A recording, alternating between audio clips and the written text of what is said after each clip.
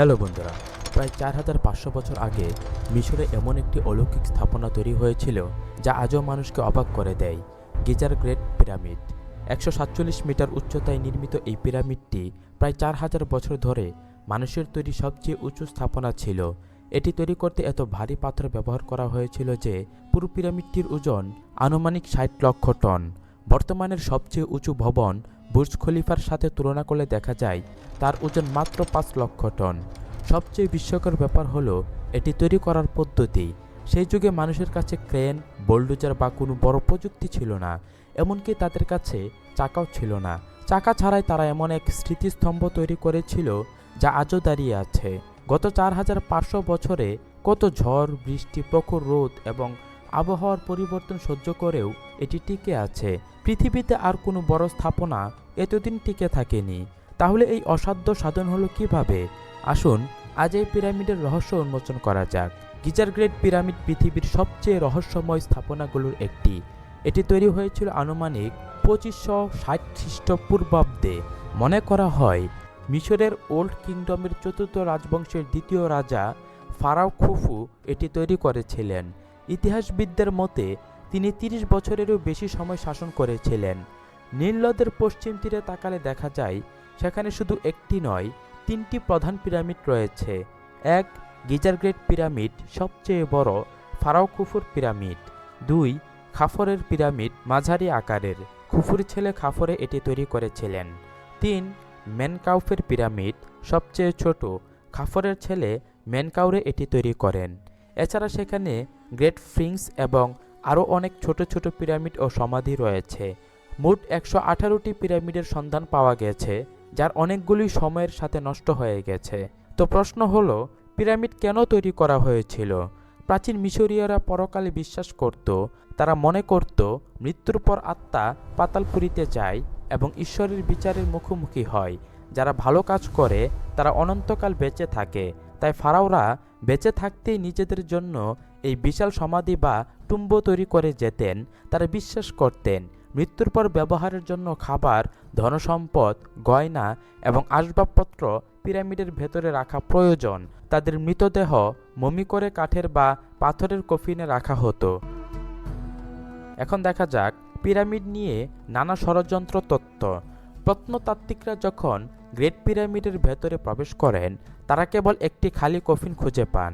কোনো ধন সম্পদ বা মমি সেখানে ছিল না। ধারণা করা হয় সেগুলো চুরি হয়ে গেছে। এই শূন্যতা থেকেই জন্ম নেয় নানা অদ্ভুত তত্ত্ব। পাওয়ার প্ল্যান্ট তত্ত্ব। কেউ কেউ বলেন এটি বিদ্যুৎ উৎপাদনের কেন্দ্র ছিল।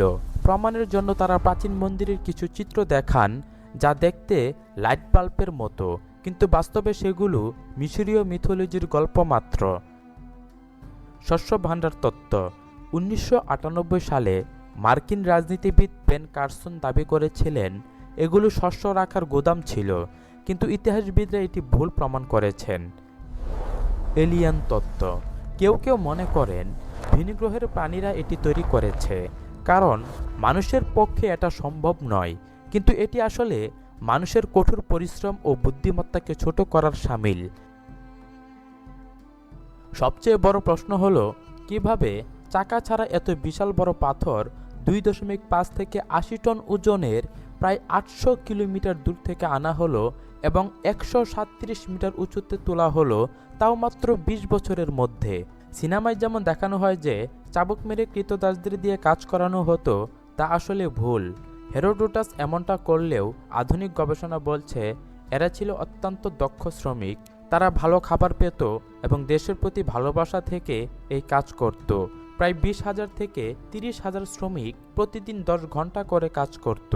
তামার তৈরি যন্ত্রপাতি দিয়ে পাথর কাটা হতো। কঠিন গ্রানাইট ভাঙতে পাথরে ফাটল ধরিয়ে সেখানে কাঠের টুকরো গুজে পানি দেওয়া হতো। কাঠ ফুলে পাথর ভেঙে যেত। পাথরগুলো নীল নদ দিয়ে নৌকায় করে আনা হতো। 2014 সালের এক গবেষণায় দেখা গেছে মরুভূমির বালির উপর দিয়ে ভারী স্লেজ টানার সময় তারা বালিতে পানি ঢেলে দিত। ভেজা বালিতে ঘর্ষণ কমে যায়, ফলে পাথর টানা সহজ হয়। 1900 খ্রিস্টপূর্বাব্দের একটি প্রাচীন চিত্রেও এই পদ্ধতি দেখা গেছে।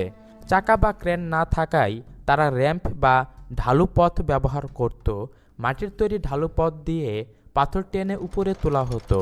কিন্তু গবেষক মনে করেন তারা লিভার সিস্টেম বা সাদস ব্যবহার করে পাথরগুলো এক স্তর থেকে অন্য স্তরে তুলত। পিরামিডের নিখুঁত ডিজাইন। পিরামিডের ডিজাইন অবিশ্বাস্যভাবে নিখুঁত।